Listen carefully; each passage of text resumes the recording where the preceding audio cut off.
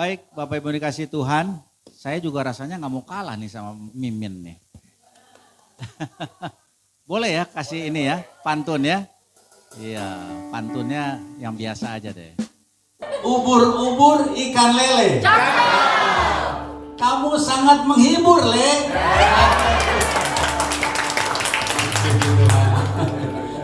Baik Bapak Ibu, ya saya tadi di bawah ketemu sama Erwin sama Chris. Saya tanya langsung, kalian gak bosan melihat saya? Ya mungkin pertanyaan yang sama juga saya sampaikan kepada Bapak Ibu. Bapak Ibu gak bosan lihat saya? Enggak ya, puji Tuhan kalau enggak. Haleluya. Ya jadi kemarin saya renungkan kira-kira apa yang harus saya sampaikan. Sebentar lagi kan kita akan merayakan Paskah ya, Jumat Agung ya. Di tanggal 18 itu Jumat Agung, lalu hari Minggunya kita merayakan Paskah. Nah lalu saya renungkan apa sih peristiwa yang terjadi menjelang Paskah 2000 tahun yang lalu ya. Kita buka dari Injil Matius pasal yang ke-26. Injil Matius pasal yang ke-26 ayat 36 sampai yang ke-39 ya. Kita akan baca ayat ini secara bergantian. Perikopnya berjudul apa Bapak Ibu? Di Taman Getsemani. Nah, Getsemani ini ternyata memiliki sebuah arti. Ada yang tahu artinya? Artinya adalah pemerasan minyak ya. Jadi orang-orang Israel pada zaman dahulu itu selalu memanen pertanian itu dalam bentuk hasil pertanian, yaitu buah zaitun. Nah, buah zaitun itu diambil apanya? Minyaknya ya. Nah, untuk mendapatkan minyak zaitun itu dia harus diperas, dihancurkan. Nah, ini gambaran yang menarik juga tentang pribadi Tuhan kita Yesus. Menjelang peristiwa penyaliban itu dia merasakan satu tekanan yang luar biasa ya. Bahkan di dalam salah satu ayat, peluhnya itu seperti butiran darah ya. Nah, kita lihat ya di dalam ayat yang ke-36. Nanti Bapak Ibu boleh baca ayat yang ke-37 secara bergantian. Saya bacakan dulu ayat yang ke-36, dikatakan begini. Maka sampailah Yesus bersama-sama murid-muridnya ke satu tempat yang bernama Getsemani. Lalu ia berkata kepada murid-muridnya, duduklah di sini sementara aku pergi untuk berdoa. Ayat 37 bersama-sama, 2, 3.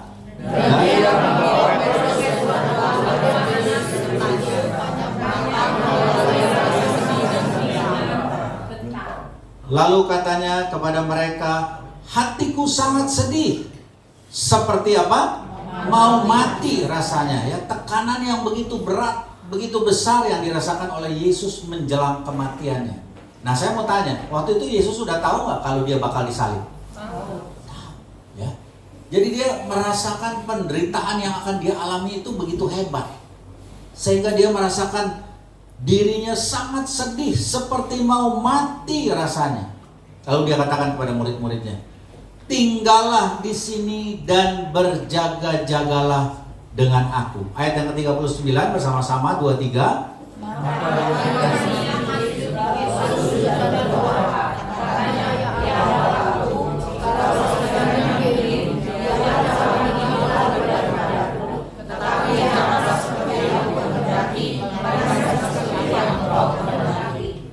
Katakan amin.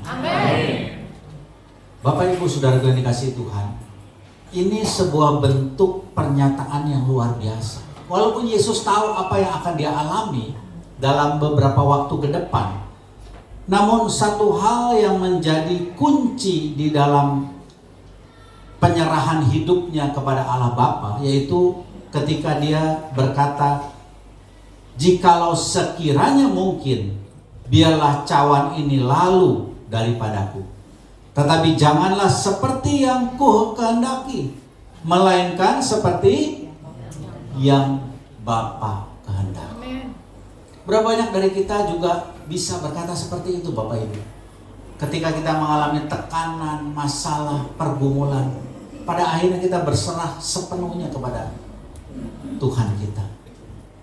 biarlah apa yang menjadi kehendak-Mu terjadi dalam hidupku Tuhan, bukan apa yang menjadi kehendak-Ku. Nah, kalau kita merenungkan atau memaknai masa Prapaskah ini, kalau kita mengacu kepada kalender kakak sulung kita, gereja kakak sulung. Ada yang tahu gereja kakak sulung apa? Gereja Katolik ya. Saya dilahirkan secara Katolik. Saya dipermandikan pada usia saya 40 hari masih ya. Tentunya menurut baptisan gereja Katolik. Istri saya hampir menjadi biarawati. Ya, hampir loh ya. Untung ketemu saya duluan gitu ya. Ya, tapi dia kalau dibandingkan saya, dia menjalani kehidupan agama Katolik itu dengan sungguh-sungguh. Kalau saya kayak kapal selam Bapak Ibu. Waktu Natal muncul, udah gitu nyelam lagi. Nanti menjelang Paskah muncul lagi. Setelah Paskah nyelam lagi. Seperti itu Bapak Ibu Kristen kapal selam. Jadi saya tidak pernah mengerti sesungguhnya tentang kekristenan ya. Tapi istri saya mengerti tentang saat teduh ya, tentang bagaimana menyerahkan diri sepenuhnya kepada Tuhan. Dia belajar itu dari para suster yang mementor dia. Nah, Bapak Ibu dikasih Tuhan, waktu saya pelajari masa Prapaskah ini ternyata dimulai sejak yang namanya Rabu Abu ya, tanggal 5 Maret lalu. Ya, kita sudah lewati itu sampai dengan Jumat Agung nanti di tanggal 18. Jadi hitungannya ada 40 hari ya, 40 hari. Nah, ini adalah masa-masa penantian tapi sekaligus juga masa-masa yang begitu berat untuk pribadi Tuhan Yesus sendiri ketika itu. Nah, kalau kita renungkan hal ini, apa saja yang kita harus lakukan di dalam masa Prapaskah ini? Masa memasuki Paskah. Ingat, Paskah orang Yahudi dengan Paskah orang Kristen itu berbeda. Ya. Bedanya apa? Kalau Paskah kita adalah merayakan kematian sekaligus kebangkitan Tuhan Yesus. Tapi Paskah Yahudi itu merayakan ketika mereka keluar dari tanah Mesir. Nah, itu Paskah mereka, ya.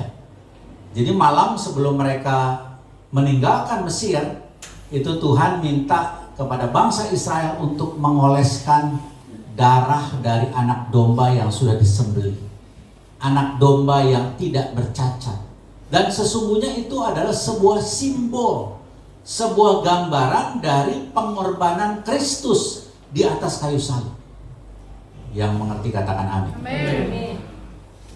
Jadi ribuan tahun sebelumnya itu sudah diberikan sebuah gambaran, diberikan sebuah nubuatan, kalau boleh saya katakan, tentang pengorbanan Kristus di atas kayu salib ketika mereka dibebaskan dari perbudakan Mesir.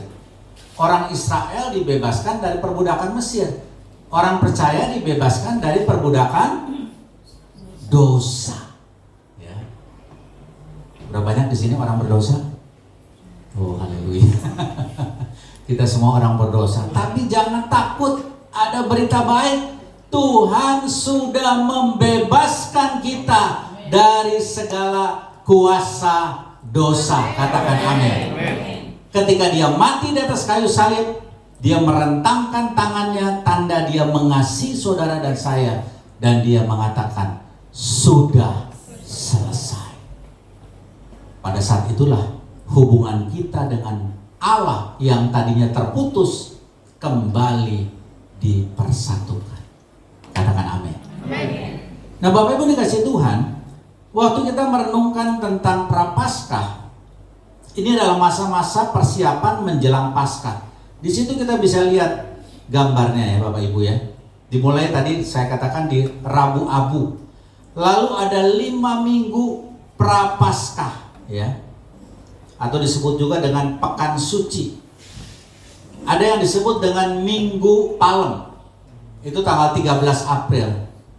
Minggu Palem itu menggambarkan ketika Yesus memasuki kota Yerusalem menjelang peristiwa dia disalibkan. Ingat waktu dia masuk ke kota Yerusalem, orang-orang mengeluk-elukan dia dan mengibarkan apa? Daun palem. Ya, makanya disebut dengan Minggu Palem. Ya. Menyambut dia sebagai raja ketika itu. Namun itu adalah sebuah tanda bahwa dia sedang dipersiapkan menuju kematian. Dan itu terjadi di Minggu Palem. Lalu selanjutnya ada yang namanya Kamis Putih, ya. Kamis Putih dilanjutkan dengan Jumat Agung, yaitu hari kematian Tuhan Yesus. Kamis Putih itu adalah peristiwa di bagaimana Kristus itu disiksa, dianiaya, dituduh melakukan berbagai hal yang sesungguhnya dia tidak lakukan. Lalu ketika dia mati, ada yang disebut dengan hari Sabtu Suci, sebelum akhirnya masuk dalam Minggu Paskah. Jadi waktu-waktu ini adalah saat yang tepat untuk kita banyak berdoa. Katakan banyak berdoa. Banyak berdoa. Tapi selain berdoa juga ada yang namanya berpuasa, ya. Kalau saudara kita lain ibu gitu ya, kurang lebih juga sedang melakukan ibadah puasa hari-hari ini. Kita pun ternyata ada puasanya, Bapak Ibu. Dimulai dari puasa, ada yang tahu? Puasa Ester. Ya. Puasa Ester itu 3 hari 3 malam tidak makan, minum boleh. Ya. Ada lagi yang namanya puasa Daniel. Apa itu puasa Daniel?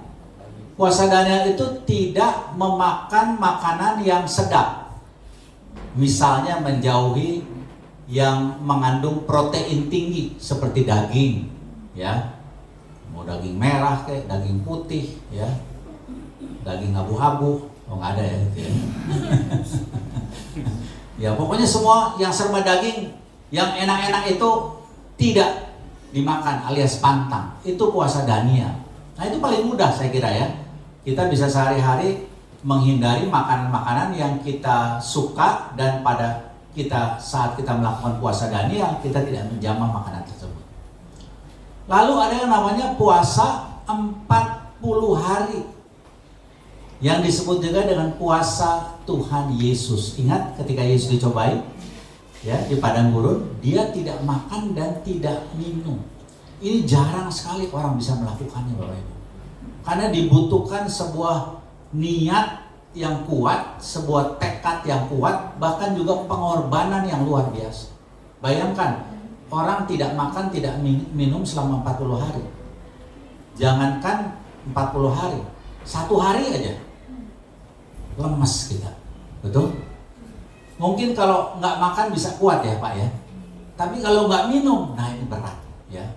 Kita akan mengalami kekurangan cairan dalam tubuh kita. Nah, ini tentunya dibutuhkan sebuah tekad yang kuat dan juga hati yang memang sungguh-sungguh untuk mendekat kepada Tuhan. Karena apa? Waktu kita puasa itu sesungguhnya kedagingan kita itu dibuat lemah.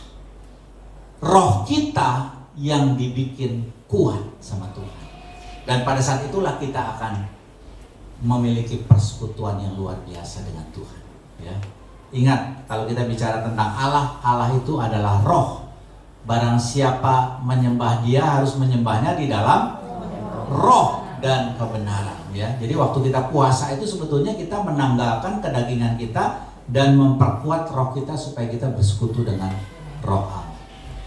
Nah, hal yang berikutnya adalah pertobatan. Ini penting Bapak Ibu. Jadi kalau kita berdoa, berpuasa tanpa disertai dengan pertobatan, pertobatan pikiran, pertobatan perkataan, pertobatan perbuatan dan tingkah laku, itu semua sia-sia. Jadi itu harus diikuti dengan perbuatan kita juga. Nah, ini yang berkenan di hadapan Tuhan. Kita buka dari Yoel 2 ayat 12 sampai 13 ya. Yoel 2 ayat 12 sampai 13. Dikatakan begini. Tetapi sekarang juga demikianlah firman Tuhan, berbaliklah kepadaku dengan segenap hatimu, dengan berpuasa, dengan menangis, dan dengan mengadu, Koyakkanlah apa? Hatimu. Hatimu dan jangan pakaianmu. Jadi bukan hal yang fisik, yang penting di hadapan Tuhan adalah hal-hal yang sifatnya di dalam kita, di dalam diri kita. Berbaliklah kepada Tuhan Allahmu sebab apa? Ia pengasih dan penyayang, panjang sabar dan berlimpah kasih setia, dan ia menyesal karena hukuman. Jadi waktu Tuhan sudah merencanakan hukuman dalam hidup kita, dia juga bisa menyesal ketika melihat perubahan yang terjadi dalam diri kita. Ya. Ingat, Allah itu adalah pribadi yang sama dengan kita. Dia punya perasaan, ya. Dia punya kehendak, dia punya keinginan-keinginan di dalam dirinya. Nah, Bapak Ibu dikasih Tuhan, waktu kita berdoa, berpuasa dan berbalik kepada Tuhan, atau dikatakan tadi bertobat, kita sedang mengingat penderitaan dan pengorbanan Yesus dalam hidup kita. Amin. Berapa banyak yang bersuka cita kalau Yesus sudah mati di kayu salib untuk gantikan dosa saudara dan saya. Amin. Kita berikan kemuliaan. Ini adalah masanya, ini adalah waktunya untuk kita mengingat-ingat pengorbanannya bagi setiap kita sehingga kita boleh diselamatkan. Katakan yes. Nah, yang pertama tadi dikatakan bertobat, ya. Bertobat itu artinya apa sih? Berbalik, tadi dikatakan di dalam Yoel 2. Berbalik, ya. Kalau yang tadinya kita sedang melangkah ke sebelah kiri begitu ya. Lalu kita berhenti, kita sadar, oh iya saya salah Tuhan. Saya berdosa di hadapan-Mu. Sekarang saatnya saya harus kembali kepadamu. Kita berbalik. Berbaliknya 180, kalau 360 ke sini lagi dong. Jadi berbaliknya berapa? 180 derajat, ya. Melawan arah, kembali kepada Tuhan, melangkah. Jadi berbalik itu bukan hanya sekedar berhenti, tetapi mulai melangkah. Memperbaiki seluruh kehidupan kita yang jahat di hadapan Tuhan. Nah, itu yang dikatakan bertobat, ya. Bukan sekedar ritual, tetapi perubahan hati. Hati yang berubah akan menyebabkan juga hidup yang berubah, ya. Jadi segala sesuatu muncul mulai dari hati kita. Amsal 4:23. Jagalah hatimu dengan segala kewaspadaan, karena dari situlah terpancar kehidupan. Katakan yes. Menyadari kasih dan pengampunan Tuhan. Ya, waktu kita berbalik tadi, kita menyadari, oh iya, aku sudah ditebus, dosa-dosaku sudah diampuni. Yesus sudah mati di atas kayu salib bagiku, bagi setiap orang yang berdosa. Mulai berbalik. Di dalam 2 Korintus 7 ayat yang ke-10 dikatakan begini. Sebab duka cita menurut kehendak Allah menghasilkan pertobatan yang membawa keselamatan, ya. Dan yang tidak akan disesalkan. Tetapi duka cita yang dari dunia ini menghasilkan kematian. Jadi duka cita itu ternyata ada dua macam, Bapak Ibu. Duka cita karena kita melakukan kehendak Allah, kita menanggalkan kedagingan kita mematikan kedagingan kita. Ada duka cita nggak? Ada rasa berat nggak, Bapak Ibu? Ada. Secara manusia, waduh, meninggalkan yang enak-enak, meninggalkan yang membuat kita nyaman, membuat kita senang, ya. Itu ada duka cita, Bapak Ibu. Tapi itu akan dikatakan di dalam 2 Korintus tadi dikatakan menghasilkan atau membawa keselamatan dan tidak akan disesalkan, ya. Karena akan membawa kita kepada kehidupan kekal. Sedangkan duka cita yang dari dunia ini menghasilkan kematian. Waktu kita contoh berbuat salah, ya, melakukan sesuatu yang salah, ada nggak perasaan tertuduh dalam hati kita? Ada. Ya, itu disebut dengan duka cita. Sesal, tapi kalau tidak ditindaklanjuti dengan pertobatan, itu akan menjadi sebuah sesal yang sementara. Makanya ada istilah tomat. Tahu Bapak Ibu tomat? Tobat kumat ya. Udah tobat kumat lagi, tobat kumat lagi, terus aja muter begitu ya. Nggak maju-maju. Nah, bukan seperti itu. Itu yang disebut dengan duka cita yang akan menghasilkan kematian. Lalu kita berbicara tentang merenungkan masa prapaskah ini, apa yang harus kita lakukan? Doa dan puasa. Kenapa? Doa ini adalah sebuah alat komunikasi kita dengan Tuhan. Ya. Komunikasi itu yang baik satu arah atau dua arah, Bapak Ibu? Dua ya. Kalau kita bicara sama Tuhan lewat doa, Tuhan bicara dengan apa kepada kita? Dengan firman-Nya. Betul ya. Dengan hati nurani yang baik yang Tuhan taruh. Kamu tuh salah.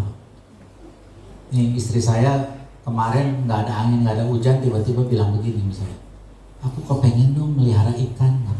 Hah? Kita selama ini nggak punya peliharaan ya. Ada beberapa teman yang mau ngasih seekor anjing gitu, saya bilang jangan deh.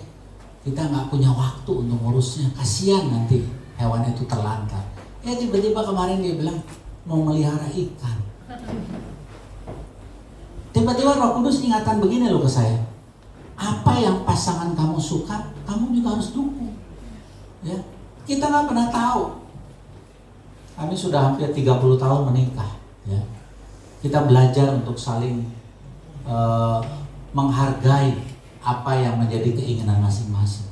Kemarin tiba-tiba ya udah kita ini. Nah, pendek cerita akhirnya kita belilah satu set dengan akuarium, nggak terlalu besar sih, ya. Lalu kita taruh di rumah. Tapi kebetulan kemarin siang itu kami ada janji dengan teman, ya. Jadi setelah ikan itu sudah ditaruh di akuarium, sudah ditaruh mesin pompanya itu yang kecil ya supaya ada oksigen. Udah kita tinggal dengan pikiran nanti sore mau dikasih makan. Ya. Begitu pulang, memang kami pulang agak telat gitu ya. Dari jam 1 ketemu orang, akhirnya baru jam 4 selesai, dilanjut lagi dengan ketemu lagi dengan yang lain gitu ya. Singkat cerita baru pulang hampir setengah 8 di rumah. Begitu pulang kaget. Ini akuarium apa kolam comberan? Keruh airnya. Rupanya anak kami yang di rumah ngasih makan nggak kira-kira, mungkin setengah botol kali dia taruh itu. Aduh, saya stres Bapak Ibu. Nilainya nggak sedikit gitu ya, apa yang sudah kami keluarkan untuk akuarium itu. Lalu tiba-tiba jam 2 malam saya terbangun. Ketika saya perhatikan akuarium itu, saya nggak bisa tidur Bapak Ibu.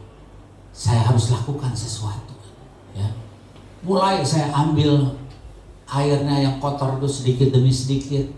Saya ganti karena menurut yang penjual ikan bisa diisi dengan air galon, saya isi dengan air galon Bapak Ibu sebagai pengganti. Puji Tuhan, jadi keruhnya itu hilang dan saya lihat ikannya ini mulai merasa nyaman. Walaupun tetap ini pompanya PR juga buat kami karena terlalu besar, jadi arusnya terlalu kuat, itu harus diganti dengan yang lebih kecil. Nah Bapak Ibu, ini mengingatkan saya, waktu kita disadarkan sesuatu oleh Tuhan, kita itu harus mengambil langkah. Jangan cuma diam. Ya, saya bisa aja memilih udah aja tidurlah sampai pagi, bodoh amat tuh ikan juga mati, ya sudahlah gitu ya. Tapi enggak, karena saya merasa ini ada satu tanggung jawab yang harus saya lakukan. Dimana bagiannya adalah menyenangkan istri saya. Dia yang kepengen melihara ikan, ya udah saya juga harus bayar harga gitu ya, melakukan sesuatu. Ini pelajaran nih buat Bapak Ibu ya. Jadi kalau pasangannya menginginkan sesuatu, ayo kita lakukan dengan sungguh-sungguh, karena tidak ada sesuatu yang jauh bisa membahagiakan pasangan kita selain apa yang kita lakukan bagi mereka. Kita berikan kemuliaan bagi Tuhan. Begitu juga Tuhan dengan kita Bapak Ibu. Dia memperhatikan kita. Dia menghargai kita, bahkan menyebut dalam salah satu ayat, kita ini biji matanya Tuhan. Coba, ada di sini kalau ada orang yang berusaha menyentuh biji mata ibu, terus, oh ya ini pegang aja deh, gitu. Enggak. Pasti ditutup kan, menghindar. Nah Tuhan juga seperti itu. Kalau kita jadi biji matanya Tuhan, nggak mungkin sembarangan orang bisa pegang itu biji mata. Tuhan akan menjaganya dengan begitu. Begitu saja ingatan ini saya menangis.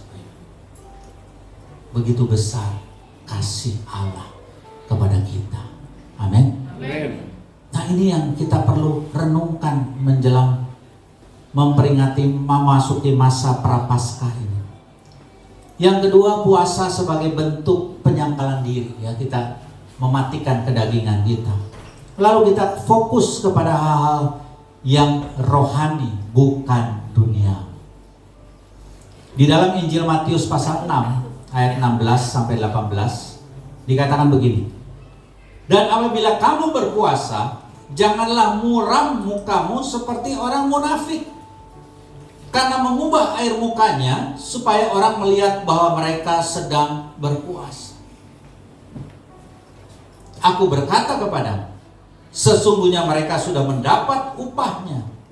Tetapi apabila engkau berpuasa, minyakilah kepalamu dan cucilah mukamu, supaya jangan dilihat oleh orang bahwa engkau sedang berpuasa, melainkan hanya oleh Bapakmu yang ada di tempat tersembunyi. Maka Bapakmu lah yang melihat yang tersembunyi, akan membalasnya kepadamu. Kita nggak perlu pujian dari orang lain, Bapak Ibu. Kita harus mencari pujian dari Bapa kita di sorga. Amin. Itu yang harus kita kejar hari-hari ini.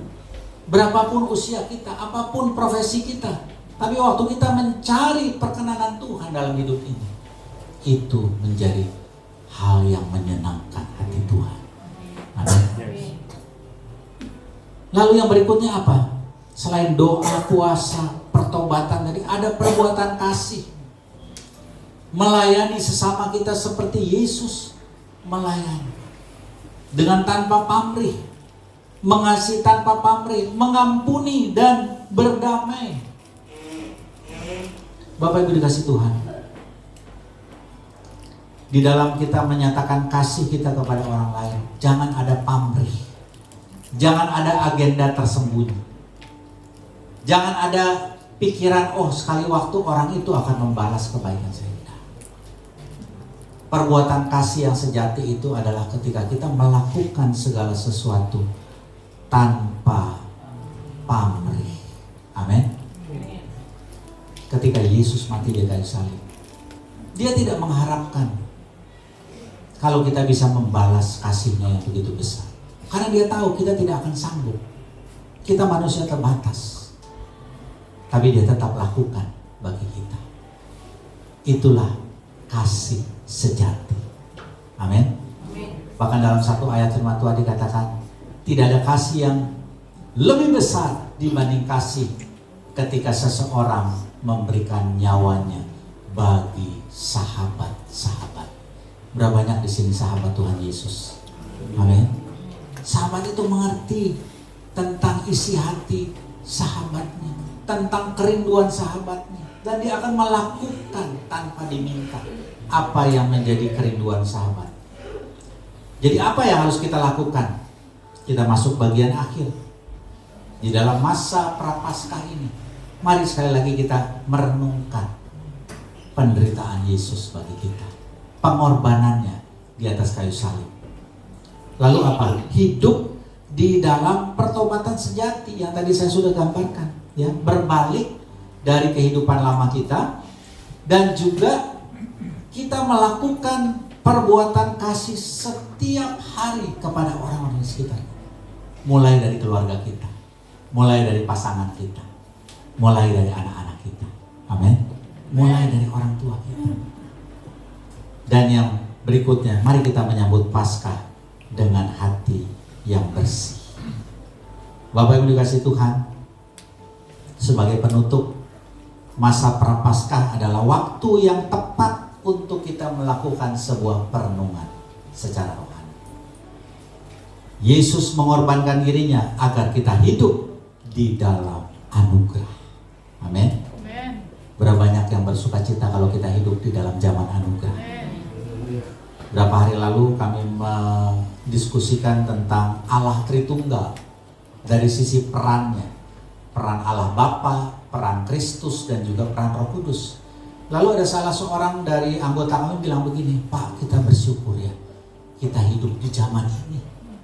Karena hidup di zaman Allah Bapa, di zaman perjanjian lama, kita nggak akan mengerti tentang Kristus sepenuhnya. Apalagi Roh Kudus. Begitu juga yang hidup di zaman Yesus. Dia nggak akan mengerti sepenuhnya dengan peran Allah Bapa dan juga peran Roh Kudus. Hanya mengerti tentang Kristus. Tapi kita hidup di zaman anugerah. Kita mengerti tentang peran ketiganya sebagai Allah Tritunggal.